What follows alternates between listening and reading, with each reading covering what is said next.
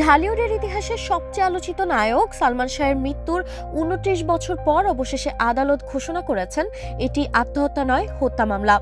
আর এই মামলার প্রধান দুই আসামি সালমানের সাবেক স্ত্রী সামিরা হক ও অভিনেতা ডন হক। দুজনেরই এখন কোনো খোঁজ মিলছে না।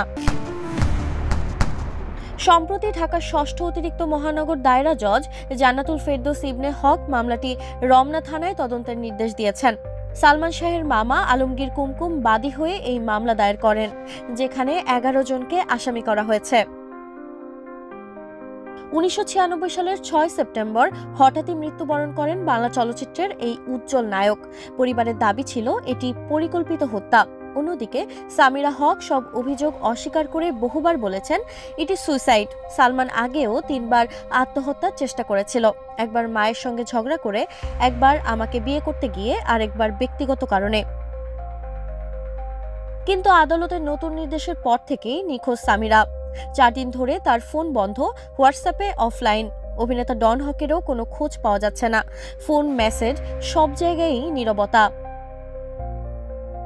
প্রত্যক্ষদর্শীদের মতে মৃত্যুর আগের দিন সালমান প্রেম প্রিয়সী ছবির ডাবিং নিয়ে ব্যস্ত ছিলেন এফডিসিতে। সেখানে উপস্থিত ছিলেন নায়িকা শাবনূরও। শাবনূরের সঙ্গে খুনসুটি করতে দেখে ক্ষুব্ধ হন সামিরা। পরে সালমানের বাবা ও চিত্র পরিচালক বাদল খন্দকারের সঙ্গে গাড়িতে ফেরার পথে তিনি কোনো কথা বলেননি। রাত ১১টার দিকে সালমানকে নিউ ইস্কাটন রোডের বাসায় পৌঁছে দেন বাদল খন্দকার।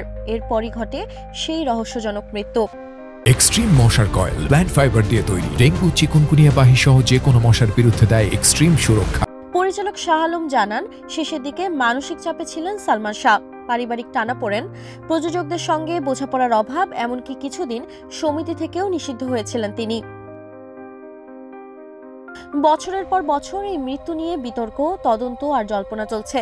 এবার আদালতের নতুন নির্দেশে আবার আলোচনায় এসেছে সালমান শাহ হত্যা মামলা। তবে এখন সামাজিক যোগাযোগ মাধ্যমে প্রশ্ন একটাই, সামিরা কোথায়, ডন কেন নীরব? বাংলা চলচ্চিত্রের আকাশে সালমান শাহ ছিলেন এক উজ্জ্বল নক্ষত্র, যিনি আজও আলো ছড়ান ভালোবাসা আর রহস্যে। মৃত্যুর ২৯ বছর পরও ভক্তদের মনে একটাই প্রশ্ন, সত্যি কি সালমান শাহ আত্মহত্যা করেছিলেন, নাকি তিনি ছিলেন এক নির্মম ষড়যন্ত্রের শিকার?